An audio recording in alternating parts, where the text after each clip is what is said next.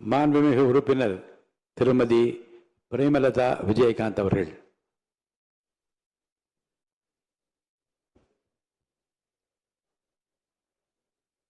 மாண்புமிகு முதலமைச்சர் அவர்களுக்கும் எதிர்க்கட்சி தலைவர் அவர்களுக்கும் இன்றைய அவைத்தலைவராக அன்ன போஸ்டில் வெற்றி பெற்றிருக்கும் அண்ணன் JCD பிரபாகர் அவர்களுக்கும் துணைத் தலைவர் ரவிக்குமார் அவர்களுக்கும் இந்திய அவையிலே வீற்றிருக்கும் அனைத்து சட்டமன்ற உறுப்பினர்களுக்கும் எதிர்க்கட்சி தலைவராக செயல்பட்ட அண்ணன் முன்னாள் முதலமைச்சர்களாக இருந்த அண்ணன் எடப்பாடியார் அவர்களுக்கும் அண்ணன் ஸ்டாலின் அவர்களுக்கும் இந்த அவையிலே நாம் ஒரு மாண்புமிகு ஒரு அவை இது.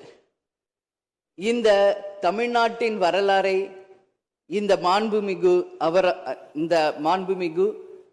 இந்த வளாகத்திலே மிக சிறந்த முறையிலே ஆட்சி செய்த நம்மளுடைய முன்னாள் முதல்வர்கள் இங்க நம்ம சுத்தி இருக்கின்ற அந்த புகைப்படங்களே அதற்கான சாட்சி.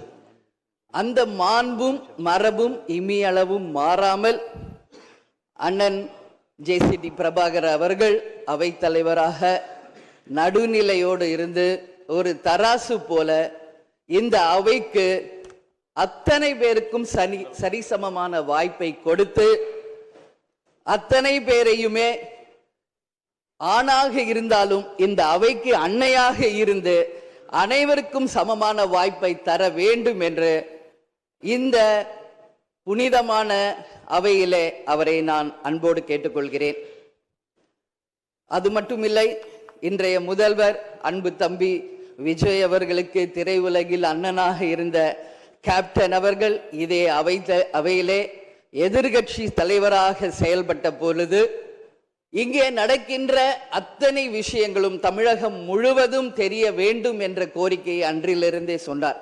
அதனால அந்த விஷயத்திலும் நடுநிலையோடு இருந்து ஆளுங்கட்சி சைடு மட்டும் கேமரா போக்கஸ் பண்ணாம சட்டமன்றத்தில் நடக்கும் அத்தனை நிகழ்வுகளையும் நேரலையில் தமிழக மக்கள் அனைவரும் தெரிந்து கொள்ள வகையில அந்த சரிசமமான ஒரு வாய்ப்பை ஏற்படுத்தி தர வேண்டும் என்பதை இந்த நேரத்திலே நான் கேட்டுக்கொள்கிறேன். அது மட்டும் கிடையாது, இந்த தமிழ்நாடும் தமிழகமும் என்றும் சிறப்பு மிக்கதாக இருக்க வேண்டும்.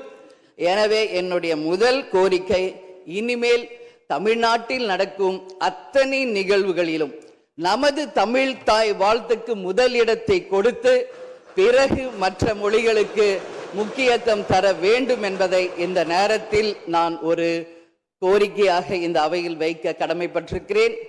அது மட்டும் கிடையாது, நேற்று அனைத்து எதிர்க்கட்சிகளையும் நேரடியாக சென்று இங்க எதிர்கட்சிகள் எதிரி கட்சிகள் அல்ல, அனைவரும் தோழமை கட்சிகள் தான் என்பதை மிக சிறப்பாக சென்று அனைவரையும் சந்தித்த முதல்வர் அன்பு தம்பி விஜய் அவர்களுக்கு இந்த நேரத்தில் என்னுடைய வாழ்த்துக்களை தெரிவித்துக் கொள்கிறேன்.